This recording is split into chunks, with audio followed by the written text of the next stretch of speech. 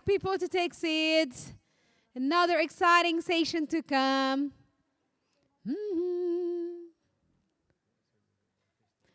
Thank you. We're going to start an amazing, quite timely session soon. Kindly inviting people to come in and take their seats. This is exceptionally interesting session of the future and of the present. Thank you so much. We just give some 2 minutes for people to come in with their coffee and tea.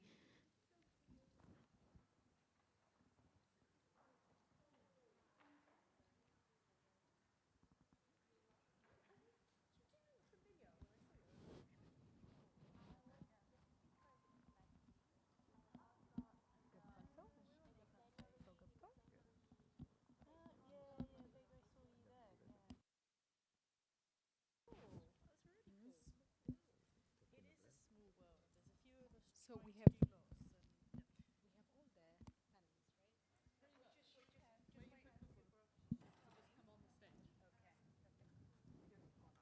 all the because we have to start.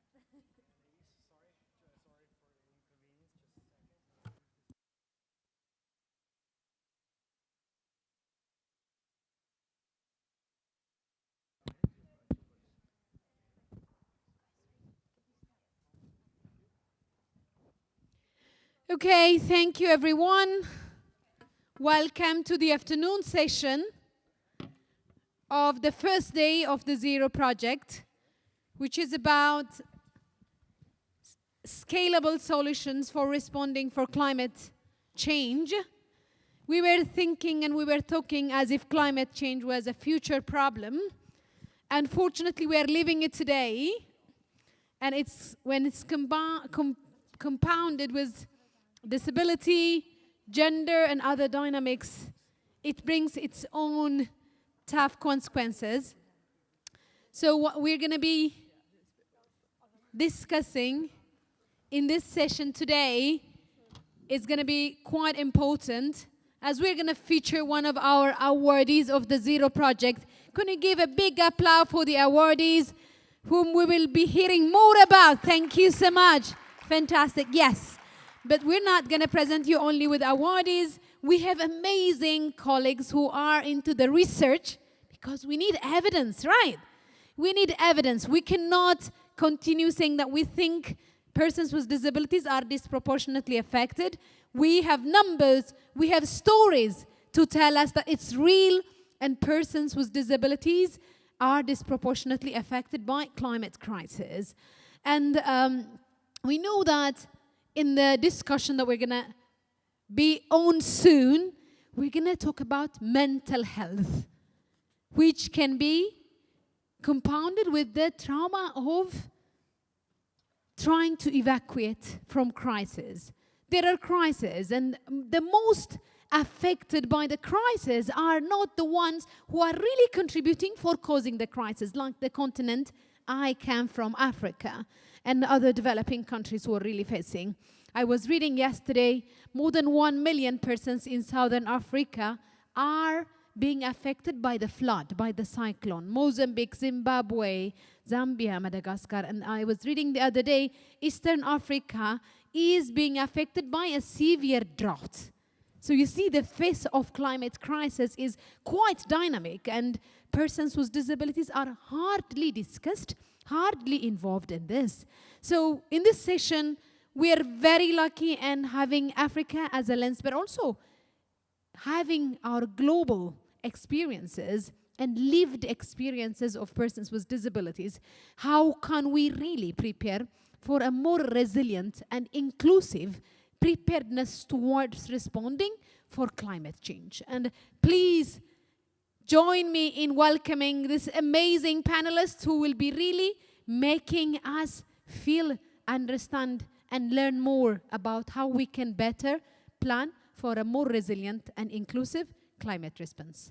The floor is yours.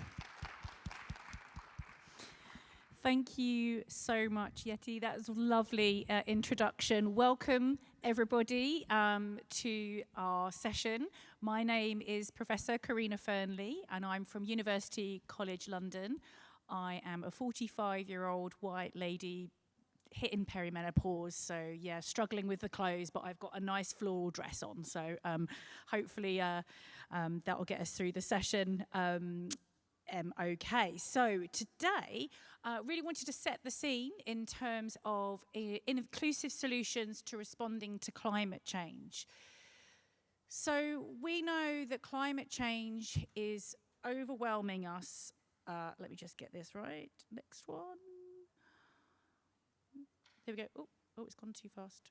No. There we go. So we got a situation where we've got lots of issues happening right now, both politically, and we also have a number of issues in terms of our environment, which are making things very challenging. So climate change is really overwhelming society, partly due to the number of natural hazard events that we are seeing. And there's a real shift at the moment in terms of thinking about natural hazards or disasters caused by natural hazards, in terms of it, rather than it being necessarily a very large-scale impact that affects a lot of people, we're seeing lots of smaller events, but they are overwhelming communities and having significant impact. When we add in climate change with additional natural hazard events, we've got conflict, fragile states, very vulnerable systems that we live in our systemic risks, we are starting to look at a very, very complex problem indeed. And so it's really important that we, still not quite getting the hang of this. Oh, there we go. We move towards positive solutions. Now, we don't really have time to keep reinventing the wheel, and unfortunately, from what I can see, is a lot of work is being done in reinventing the same problems in all our different silos. So it's really important that we try and work across the silos together. We can see that there is a need towards a more holistic and long-term solution to create inclusivity in terms of disasters and climate change. And when we bring climate change resilience with disaster risk reduction, and we add in sustainable development, such as by the Sustainable Development Goals of the UN, together these provide a really powerful toolkit to create and build inclusive practices for people and inclusive practices for hazards. And when I say that, what I mean is bringing together lots of different hazards. So we might have a natural hazard, we might have conflict, we might have a human-made threat happening at the same time. We can sometimes have several natural hazards happening at the same time. So how do we manage this intersectionality between people and with what's going on in our environment? And this picture on this slide just shows an example in Bangladesh of a wonderful shelter built as part of the cyclone scheme with the International Federation of the Red Cross. And as part of this shelter, they have built into it a school, a doctor's surgery, and space for people to sleep and stay safe during a cyclone. And what this means is that this structure isn't just used when there's a cyclone, it's used every single day by the community, and parents can go to safety knowing that their children are already in a safe place. People can go to safety during a cyclone, know that they're going to have the medical care that they need. So it's a really, really good example here. So part of this is really about focusing on the first mile, and the first mile is what we've been talking a lot about today, which is engaging with the people who actually those who are affected. And it's really about making those people part of the process and not being sort of the last mile, the thing that's added at the end. You know, I work in warnings, that's my specialism in warnings, and I often hear the sort of, you know, we need to communicate the warnings. No, the people who need the warnings need to be part of that warning system, and it needs to be embedded in society as part of the everyday practices and designed and considered for the intersectionality of vulnerabilities that can also change very rapidly over time. So inclusivity for everyone isn't just about thinking about disabilities, it's all sorts of things as well. Thinking about your age, sex, gender, race, ethnicity, castes, your abilities, your communication, religion, all of these things can hamper the ability to respond to a climate disaster if they've not been properly considered and addressed. And so even inclusivity factors such as language are really, really important. Accents, cultural dynamics of the way that we speak and the words that are used, for example, can really be life and death when it comes to an emergency.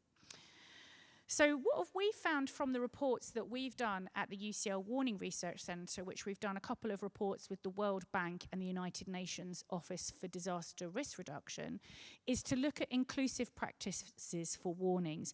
And we found a number of points, which you can see on this next slide, on what needs to be done to make these inclusive. And this includes people-centred approaches, being relevant, believable, and actionable. If you're getting a warning, you need to be able to act on it. Otherwise, it's not really a very effective warning. It needs to be embedded into society and integrated across lots of different organisations and hazards. So that's that breaking down the silo aspect. And supported by governance and resources.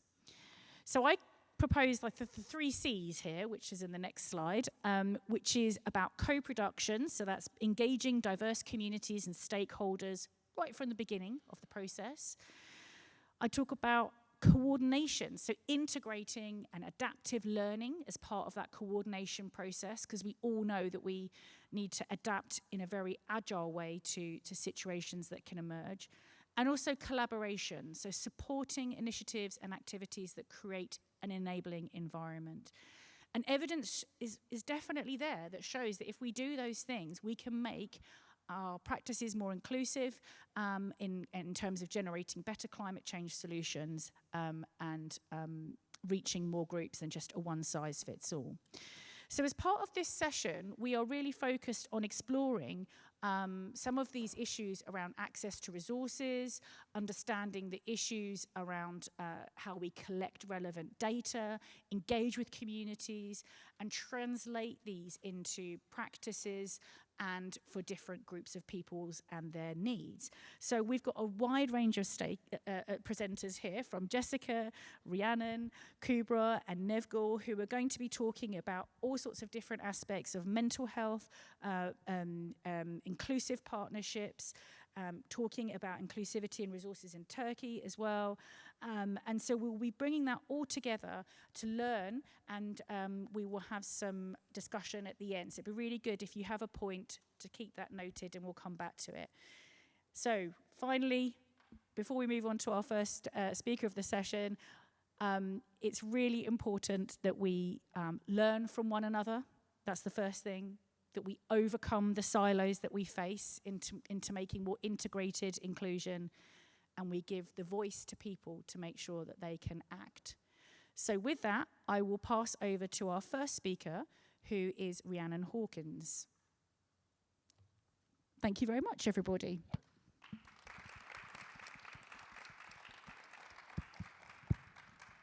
Hello, everyone. Thank you all for coming. As Karina said, my name's Rhiannon. I'm a 24-year-old PhD researcher at the University of Glasgow, and my research specialises in the mental health impact, climate impacts on mental health and well-being, both in Scotland but also internationally. And today I'll be talking to you about climate change's impact on the mental health of persons with disabilities, as well as my own solutions that I've developed to be able to form a greater evidence base to allow policymakers, health care experts, but also communities to make better decisions in supporting mental health and well-being for all people.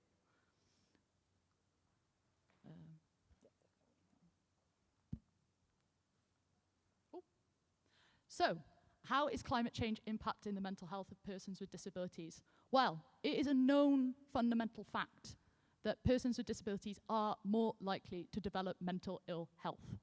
For instance, the World Institute on Disability conducted a report in 2024 in Alameda County in California, whereby they found out that over 30.2% of respondents felt isolated or lonely or not listened to during a hazard or crisis response incident.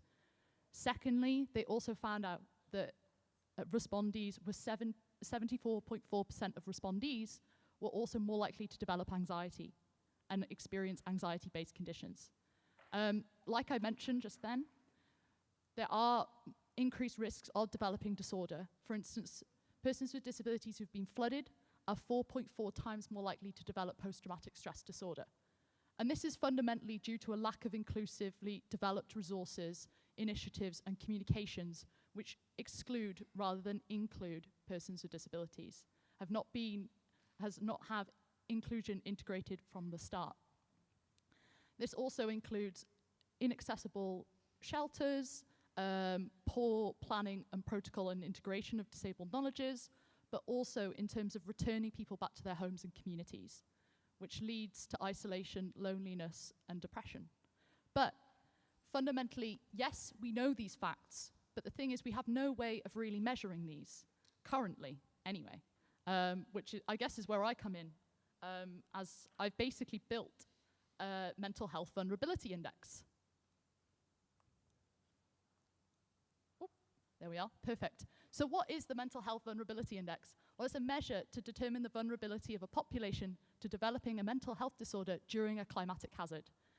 The index contains 47 different indicators, ranging across social-economic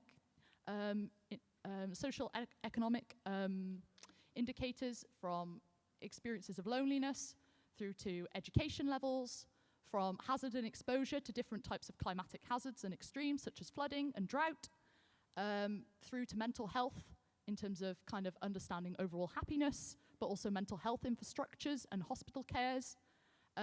Also, it includes environmental indicators relating kind of to land use change and daylight hours, as daylight is shown to increase or decrease risk of developing disorder. It is the first of its kind in the world. No one else has really come up with this, and it was pretty difficult to make, particularly as it's very hard to find indicators that are relevant, which understand kind of the complexities of mental ill health and well-being, but also acknowledge the kind of social constructions of mental health. Through its dissemination, it's been promoted by the World Health Organization, United for Global Mental Health, and the UK's Health Security Agency. It's also recently gathered attention from the Lancet Countdown on Health and Climate Change, which for a 24-year-old to be doing that, I've been pretty overwhelmed, but it's been great. And I've managed to get some funding to be able to run some international workshops to ensure that its applicability is not just for people in the UK, but it's for people around the world. So this is how the Mental Health Vulnerability Index is structured. As you can see on the board, it shows the red key 5 areas, but also the green subsections within the index. This is to help show how it's all constituted and how the indicators are currently categorized to create an overall kind of composite score. So it isn't supposed to completely reflect reality. Reality is far too complicated, but this is a start. It gives us an indication of where you need to go and perform further research, where we need to go and work collaboratively with communities, how we develop more and useful solutions which are co-collaborated, co-produced, not only without persons with disabilities, but with persons with disabilities at the forefront of the development of these resources to ensure that nobody is left behind. So, what are the benefits of the Mental Health Vulnerability Index to persons with disabilities? Well, it aims to reduce mental health inequality, particularly between different geographic locations and different social groups of people, by indicating and showing to policymakers where areas are more at risk to allow for more preventative medicine. This will reduce not only cost, but also improve overall quality of life. It also provides evidence to organizations and communities which could benefit from further mental health and psychosocial support during climatic extremes. So this basically ensures that people are better prepared, allows for better integration of preventative, but also inclusive alert warning protocol, but also it could allow for people to ensure that they can live comfortably within their own homes, not being concerned about having to have a last-minute evacuation, stress about not being prepared, and allow for them to actually be able to live in their homes happily and safely. It intends to be inclusive and accessible. For instance, the indicator scores will actually have smiley faces and colors rather than be just a mathematical kind of calculation, which I can assure you is not very exciting, to help people to actually better understand their risk through kind of facial expression, which will make it more accessible for not only persons with disabilities, but also youth to be able to understand their mental health and vulnerability risk, and better improve education about how climate change is impacting people's mental health and well-being. But also, it can be used to measure the effectiveness of well-being interventions, such as, for instance, if there's been a psychosocial support kind of program being implemented within that country. As long as the indicators are updated regularly, you can track the progress of how successful that intervention is through taking regular measurements using the methodology that I've developed. So it's fundamentally a tool that we can be using to develop an evidence base which can help solutions be better implemented in areas of need. If you have any questions, please feel free to get in touch. Thank you very much. Thank you so much, Rhiannon Hawkins from University of Glasgow, and the report is available online for you to download. So now we're going to go on to our second speaker, Jessica Novia from the Yakum Emergency Unit in Indonesia. So over to you. Thank you. Thank you, Karina. Hi, my name is Jessica Novia and I'm from Indonesia. I am Asian woman, 32 years old. I am wearing glasses and having a dark, long, straight hair. Today I'm wearing a white shirt with a colorful floral pattern, which is a heritage of Indonesia, and we call it batik. I live in Indonesia, and we have many disaster hazards. Before, Professor Karina was asking, could somebody experience more than one disaster at the same time? We do experience that in Indonesia, unfortunately. It is situated in the Pacific Ring of Fire, and we have around 127 active volcanoes, very prone to earthquake, tsunamis, and volcanic eruptions. Not only that, the situation of climate change increases the risk of hydrometeorological hazards, such as recurring flood, drought, landslide, and strong wind. For many communities, disasters happen again and again, such as drought and flood. But not everyone experiences this crisis in the same way, especially the most at-risk communities, such as people with disabilities, older people, women, young children, people with a chronic illness, and other minorities. My organization, Yakum Emergency Unit, has been working for almost 25 years in emergency response, post-disaster and disaster risk reduction in Indonesia, and in the last decade for climate change adaptation. We have witnessed it ourselves at the displaced shelter post-earthquake or flood, where the older people, they did not want to drink water because they did not want to go to the bathroom because it was not accessible, which then can cause them to have dehydration. Another experience in the emergency, most of the early warning system sirens are not accessible for deaf people. Also during evacuation, many wheelchairs were left behind, or people with disabilities told their family to run without them during a volcanic eruption, so then the families can save themselves and just leave them behind. These are the real experiences of people during emergencies.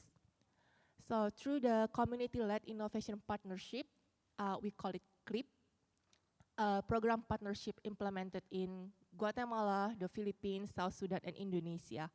And we contextualized to each country's needs. In Indonesia, we contextualized the program and we call it IDEACSI, an acronym for Idea, Innovation, Action, Inclusion, with the goals to overcome barriers of people with disabilities and other most at-risk groups so they can participate actively and have capacity in disaster response and preparedness, to increase the effectiveness of emergency response and disaster risk reduction initiatives, and also to encourage the involvement of people with disabilities and other most at-risk groups in the process of coordination and policy making related to disaster management. We use the design thinking method in assisting the communities finding their ideas. So the solutions are designed from the hearts of the communities, based on the problems and the challenges that they face. We shift the paradigm that communities are only passive beneficiaries. They are the actors. The ones knowing best about their own home, through this involvement also, it increased the dignity and confidence. So before, people with disabilities were never invited for a meeting. And then it started to shift. The local stakeholders, they started to notice the leadership, and there were changes happened. The local village even started to accommodate for the reasonable accommodation, the accessibility, and some villages now at the village halls, they are having the ramp to give access for people with wheelchairs. So we see it as a small progress, and it is a progress. And since 2021, we have supported 26 local innovators, from an accessible Android app for volcanic pre-partners and villagers' houses location mapping designed by people with disabilities organization. And we also have the communities working on inclusive flood early warning system, which combines low-cost technology and strengthening the local volunteer system to mapping the evacuating most at-risk communities as priorities. How do they do it? So they innovated with marking the priority houses with a color-coded sticker. And these sticker colors are only known by the volunteers and local authorities. And then they will evacuate in time during flood after the early warning system's on. And why the color-coded only known by volunteers? Because they understand that if people outside of their areas know those color mean, it might do harm because strangers might know what that house is vulnerable. So this is the local knowledge only the communities can identify and understand. The practice is bottom up, which is really important.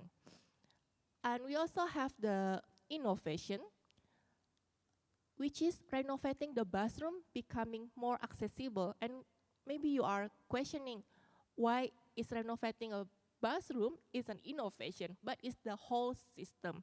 So it's the system at the displacement shelter. The village started to be more aware of inclusion. They started collecting data of people with disabilities with more detailed. And then the village even allocated a funding double amount of the grant that we granted to this community. And now they are in the process of becoming an inclusive village. Another example is from a disaster risk reduction forum, which innovated a mobile public kitchen.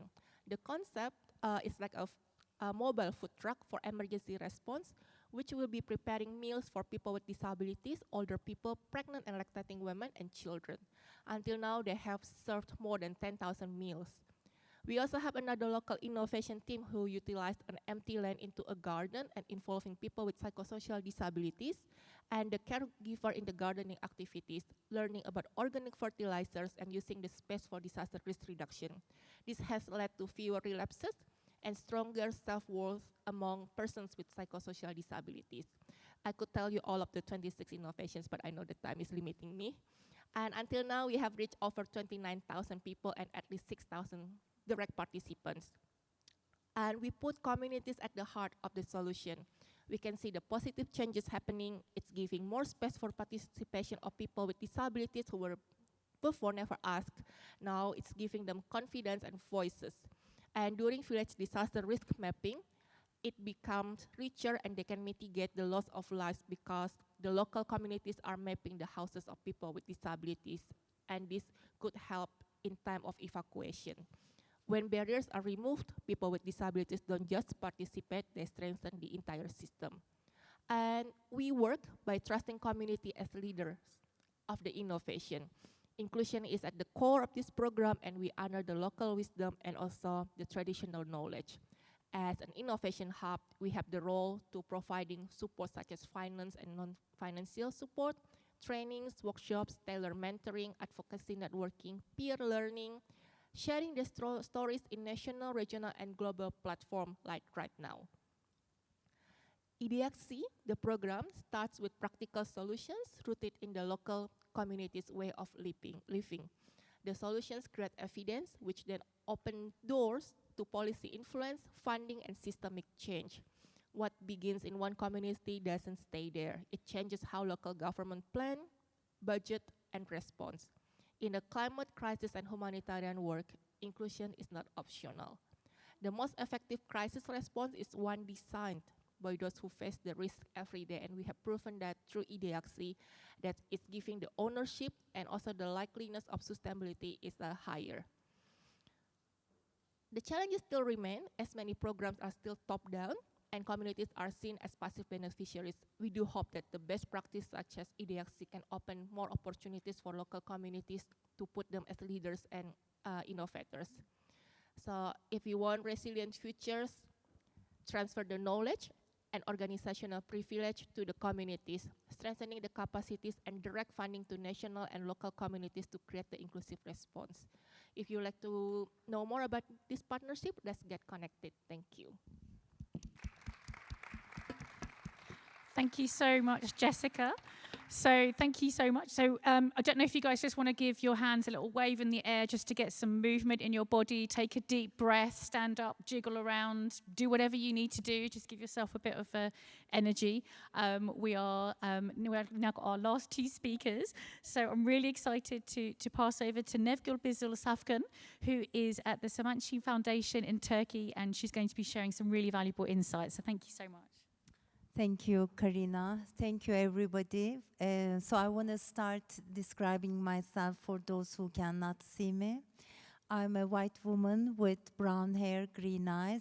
Today I'm wearing a black jacket with a and also a pant.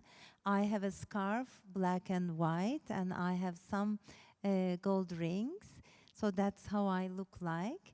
And my organization is an active member to Zero Project.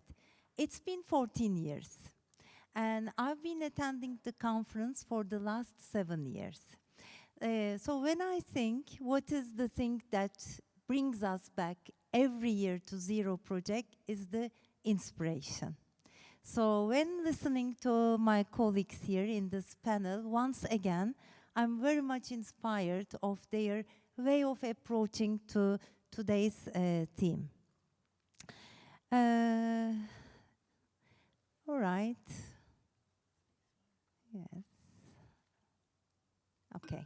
So about the Sabancı Foundation, I'm the general manager of the foundation. We are from Turkey.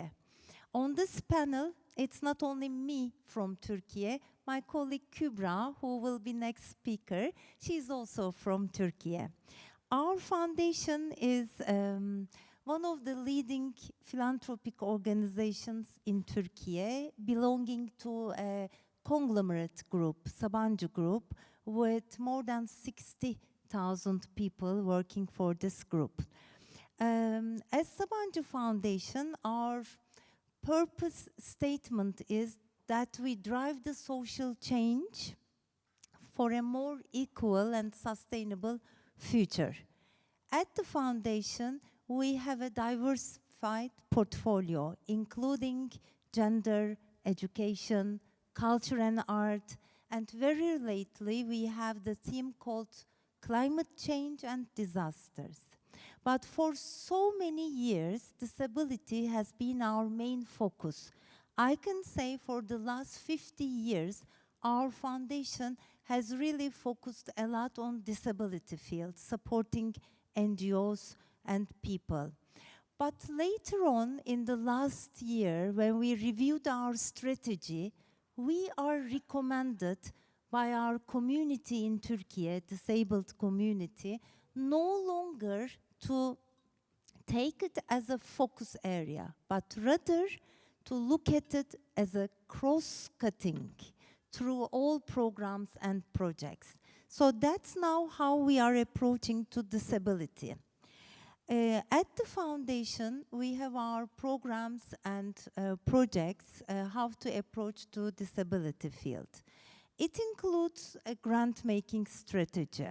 In the last 20 years, we have given grants to many organizations. We have reached more than 260 organizations, and through the grants, there has been more than 5 million people who have been through the grants. By the way, I cannot change the slides. Do you know any tips? That's slow, that's why. It's very slow.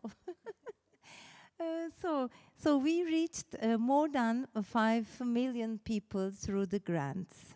About the whole project, they included about 50 projects concentrating on disability field. And when we approached to the projects, it was more capacity building rather than supporting a project. The objective was building capacity, understanding the local expertise, and funding the participation.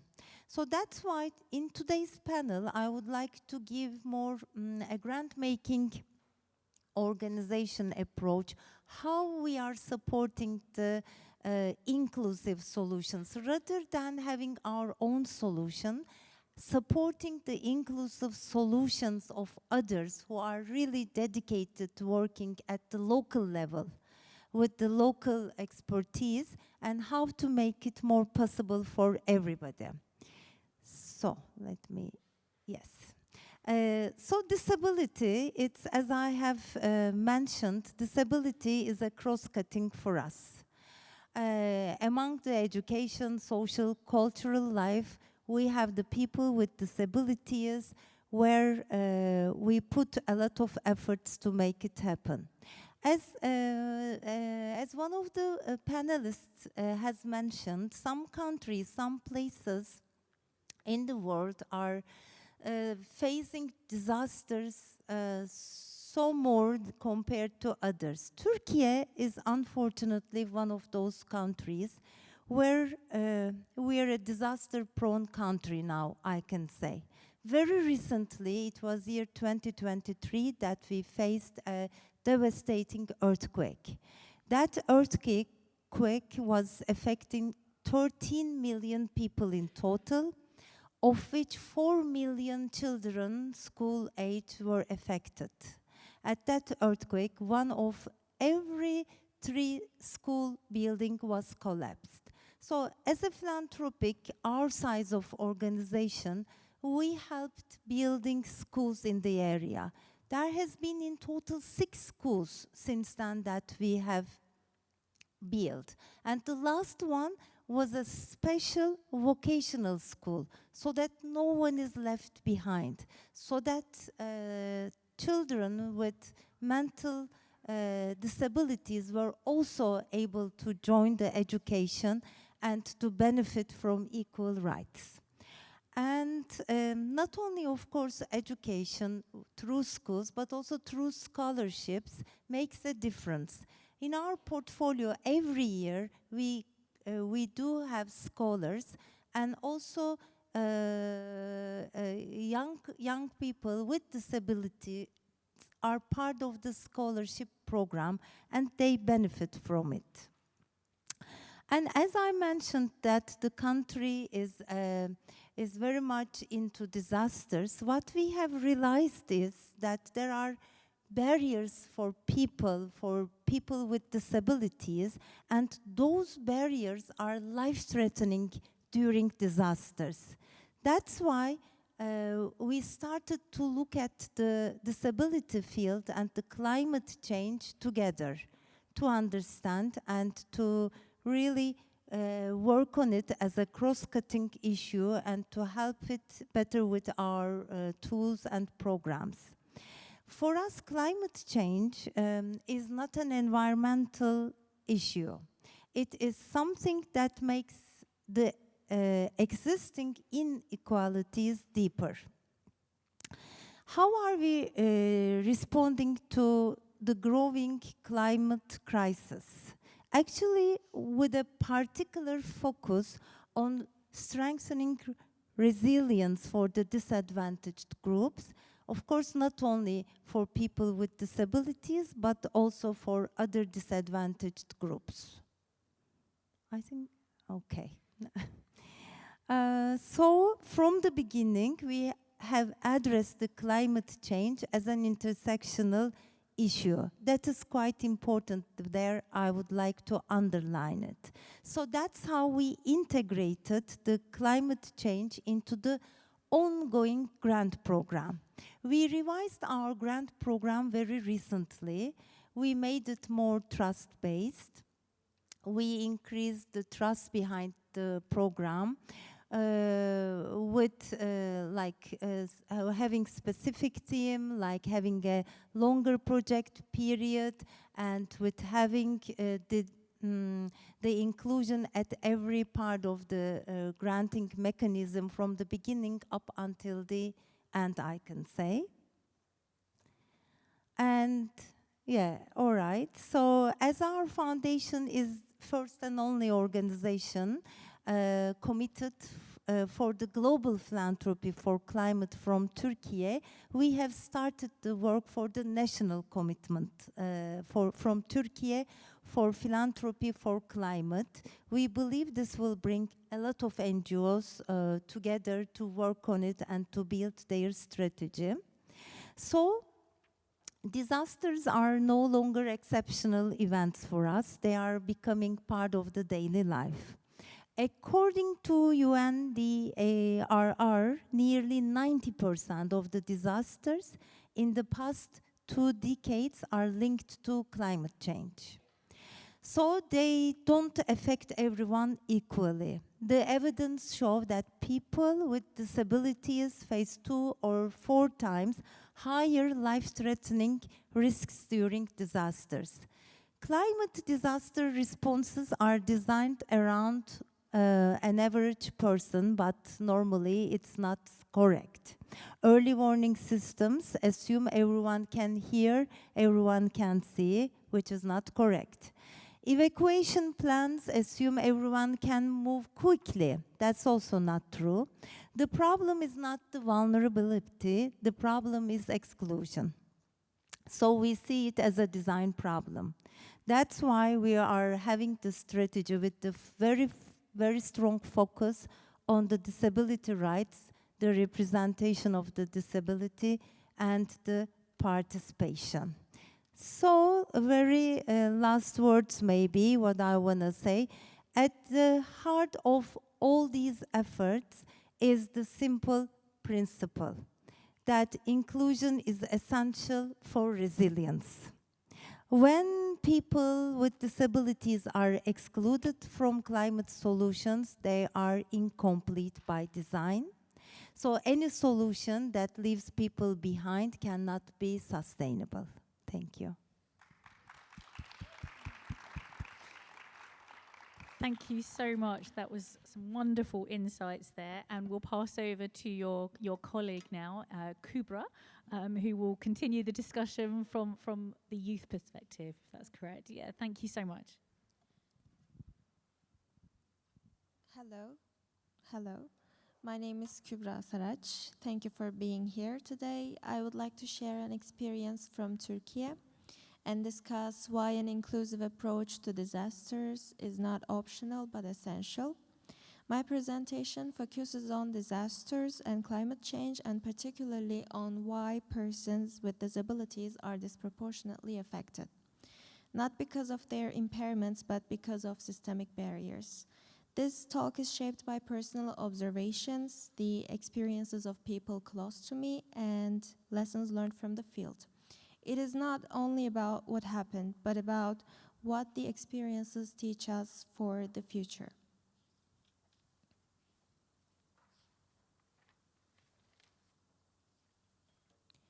Climate change increases both the frequency and severity of disasters worldwide. While disasters affect everyone, they don't affect everyone equally, like it was just said. Persons with disabilities and older people face significantly higher risk during emergencies. When physical barriers, communication gaps, and social attitudes intersect, risks multiply. The issue is not only the disaster itself, but who is seen, who is hurt, and who is left unseen during a crisis. Turkey is a country under high seismic and climate risk, as you all know. From the 1999 Marmara earthquake to the one earthquake that happened in 2011, and also the Kahramanmaraş earthquakes that happened 3 years ago in 2023, this reality has repeatedly surfaced. These disasters revealed not only natural risks, but also deep inequalities in disaster preparedness, response, and recovery.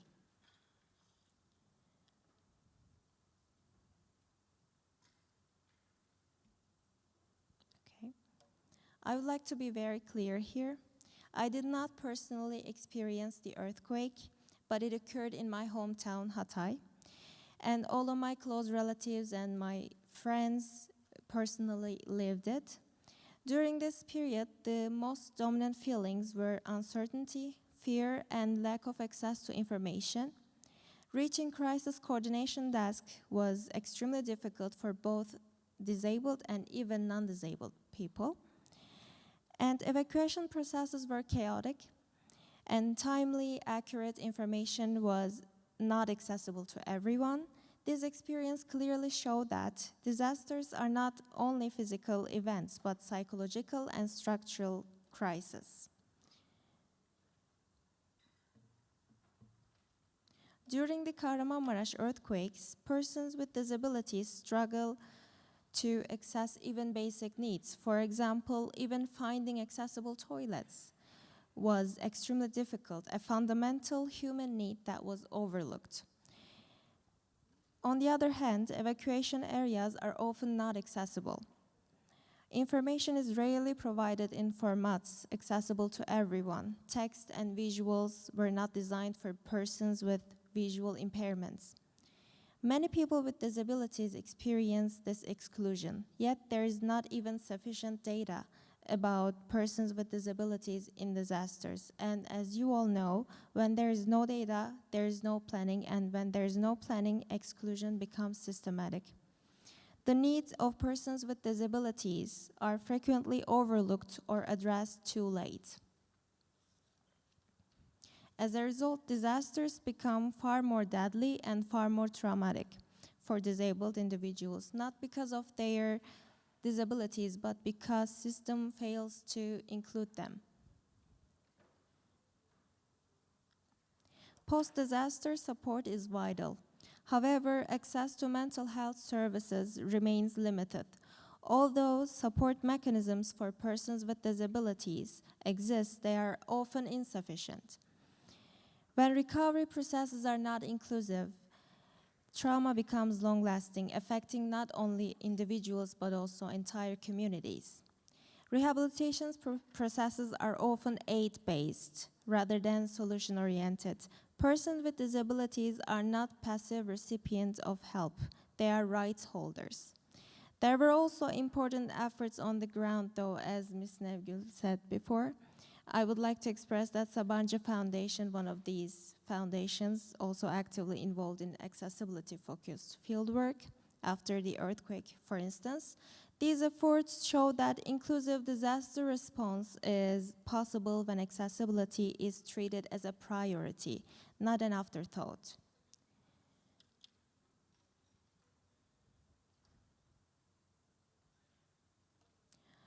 An inclusive disaster approach starts with a rights-based perspective. It requires active participation of persons with disabilities in decision-making processes. It is grounded in universal design. Because inclusion is not an add-on, it is not something to be considered later. It must be built into the system from the beginning. I would like to be clear here. I love my country and live there, but this is not only Turkey's issue. This could happen in any country. And this could, as I said before, in the end, it's an issue that every country in the world needs to be concerned with. And so we all need systems to be inclusive. Disaster preparedness must be inclusive. Persons with disabilities are part of the solution, not the problem. And climate resilience is not possible without equality. So I hope this presentation contributes to building disaster responses that leave no one behind. Thank you.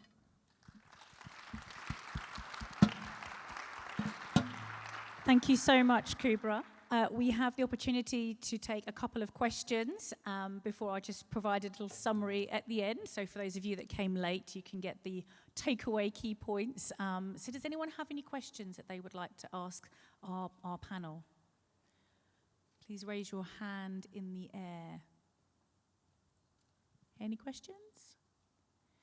Okay, I'll give you a second to think. I shall ask a question myself. So each panelist, I just wondered if very briefly you could ask, I could ask you, if you had a magic wand and you could ask for one thing to make your job and your aims and objectives easier, what would that be? What would you like to see happening that could make your work and lives easier in terms of achieving your goals? Rhiannon. Okay, I'll go because I spoke first. For me, it's better data collection. Organizations can play a critical role in collecting data, especially mental health and well-being data, but not just focusing on the healthcare element, but also the social constitution of mental health within different countries to ensure a better representation of what is considered to be mental health, to ensure that all perspectives are included. Yes, thank you. For me, I think it should work on the policy regulations, which will be supportive in our work, because once it's implemented in the national level and then going top down until the local level, this could help a lot of our work, because we have the law, we have the regulations which could support our work, and then this can also increase the funding for the work. I was first thinking about data, that we should be more data-driven, that we have the research report to use it in our work. And then, as you said, that data, I was thinking a second answer, which was policy and governmental level awareness, policy making and integrating it was my second answer. I don't have a third, so I'm curious about Kübra saying. Actually, I was saying the same with you. The decisions by the government or taken by someone would be more inclusive. I mean, to think each and every individual is not something that be done from any country that we haven't even heard of it. So I think these systems and also policies, as you all said before, must be like something thought beforehand to think every single individual by their own characteristics, not because they are disabled or women or men. I mean, I don't think that we should think something as labels. I think we should think every single individual only by itself, himself or herself. Thank you. I think if I had a magic wand, I would definitely like to see more investment in disaster risk reduction, because I think coming from that field, there's very limited resources for disaster risk reduction for everybody. And so we're already dealing with a limited pot, limited resources. And I think in a way, this picks on exactly the points that you've just raised, which is the challenges of trying to implement longer-term policies and actions that have, go beyond a political term for the betterment of humanity when we're constantly being challenged by those shorter political terms. So that would be my magic wand. But sadly, I don't have a magic wand. But I do think today we've had a really fruitful session. And I think just in summary, I think what we've learned today, Rhiannon was talking about the need for us to understand the problems better, to use data in a better and more informed way. We've learned that it's not vulnerability that's the problem, but exclusion, and that we can bring inclusive disaster approaches together, that actually, by doing that, we can actually generate the solution rather than creating a problem, and that solution is beneficial for all. I think we've also discussed with examples from Indonesia and Turkey the challenges of dealing with multiple hazards, with climate change events that are now the normal rather than the exception. And this is going to be continuing. So this is something that we're going to have to adjust to. And that there's a real need to work both on the sort of top-down, bottom-up approaches whilst keeping the community at the heart of the process. That's so important. And this enables ownership and empowerment and a sense of safety and a reduction of fear as well when people have that ability to understand what's going on and make sure that they have their own system that's going to work for them in their own communities. So I would like to say Teşekkür ederim and Teresima Kasi and Oyman to say thank you very much to my wonderful esteemed panelists for such an informative session. This is only the tip of the iceberg. So if you're interested, please do come and have a chat to our panelists and enjoy the rest of your afternoon. Thank you.